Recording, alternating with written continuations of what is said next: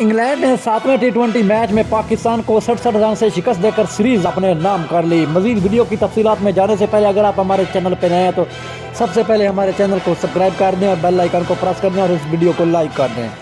7वें टी20 match में पाकिस्तान के कप्तान बाबर आजम ने टॉस जीता और पहले बॉलिंग करने का फैसला किया तो इंग्लैंड की टीम ने आते ही धुआंधार बैटिंग की।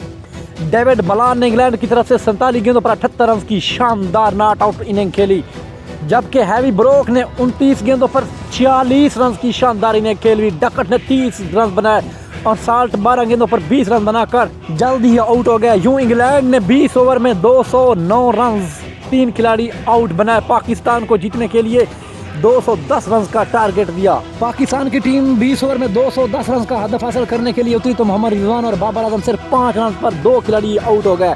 यूं पाकिस्तान का मिडल ऑर्डर हमेशा की तरह से फिर नाकाम हो गया। पाकिस्तान की टीम 20 ओवर में सिर्फ 142 रन बना सकी। शान मसूद के अलावा कोई बल्लेबाज नहीं चल सका। शान मसूद ने 56 रन जरूर बनाए लेकिन नाकाम तरीन इनिंग रही। यही इनिंग उनकी मैच को लेकर गई है क्योंकि शान मसूद ने इतनी स्लो बैटिंग की कि पाकिस्तानियों के जज्बात से खेलते रहे। पाकिस्तानी बैटर एक टी20 मैच को टेस्ट मैच की तरह खेले, कोई एफर्ट नहीं दिखाई मैच जीतने के लिए। ऐसे ही लग रहा था ये तो इब्तदा से ही हार चुके हैं।